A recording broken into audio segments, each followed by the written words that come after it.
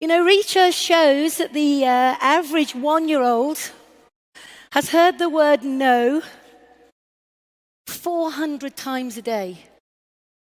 That's kind of scary, right? It could just be a no, or it could be no, don't do that. You know, from well-meaning parents, from maybe siblings who love them, we want to stop them stepping outside of a comfort zone. By the time they're 5, they've heard the word no over 200,000 times. Isn't that incredible?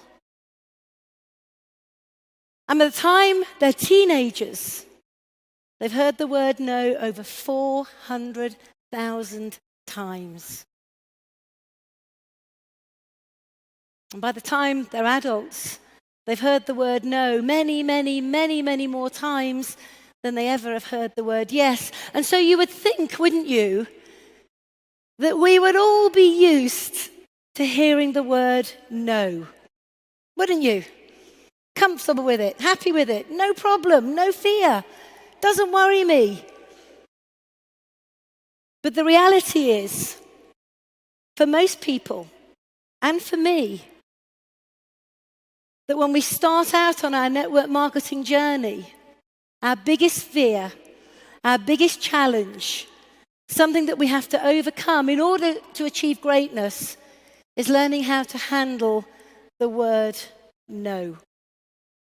2 tiny letters that can stop somebody dead in their tracks.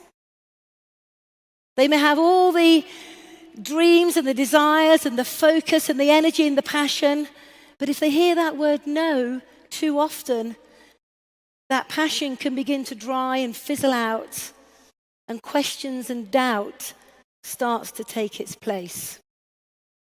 One of the things I had to understand was how to turn the no's into a yes. It was the yeses that was going to allow the business to grow.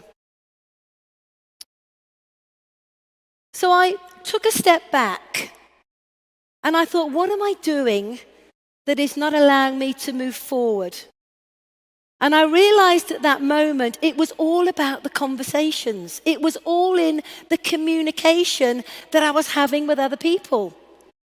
It was the way I was interacting with them. You see, initially, I made it all about me. I made everything about me, my business, my opportunity, my journey.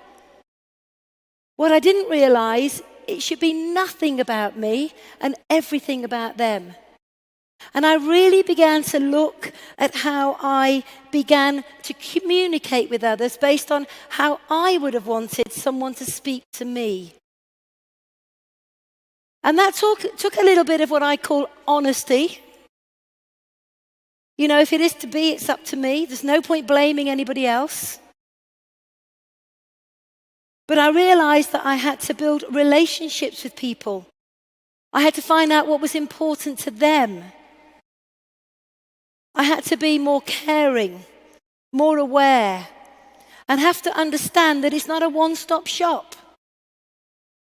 Sometimes your conversations, whether they be face-to-face, online, it's not the first conversation that bears the results. It could be many conversations down the line.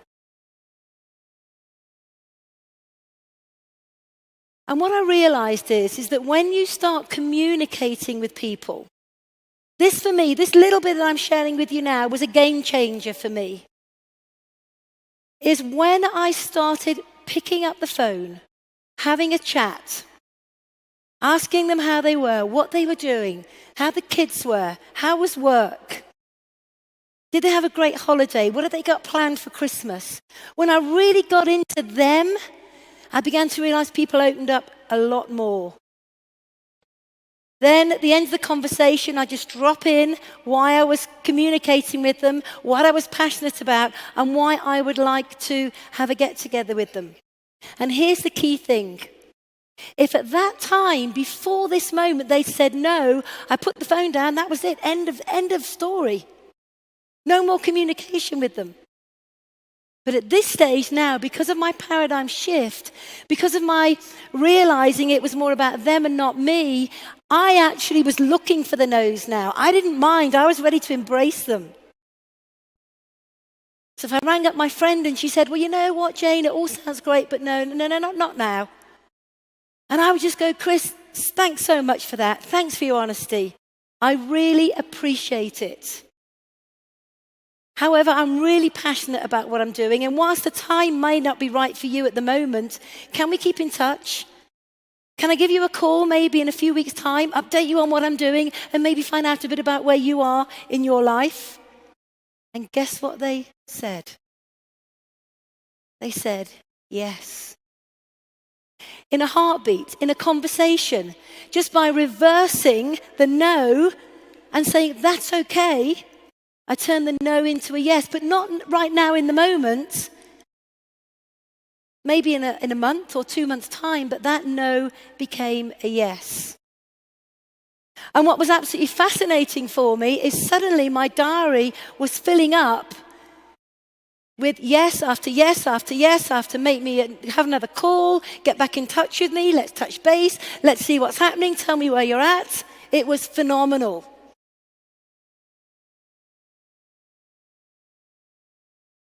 Now, sometimes I call them back, as arranged, on the exact day and time that I'd arranged. I give them a quick call, hey, how you doing? You know, we spoke a few weeks earlier and the timing wasn't right for you, and we agreed that we speak today. How's things? How's it been? I'd always make notes of our previous conversation that I could refer to. And sometimes they would show great interest, but they say, Jane, you know, the timing still isn't right. I go, hey, that's no problem. This opportunity I want to share with you is too important for us not to get together. So why don't I give you a call maybe in 3 or 4 weeks' time? So every single no was turned into a yes, one way or another. Sometimes I could ring them up 4, 5, 6 times. On the 6th time they say no, and I would say to them, you know what? I'm never going to stop calling you. Because this opportunity is too important and I think too much of you. And I don't want you to miss it. So I pay a compliment.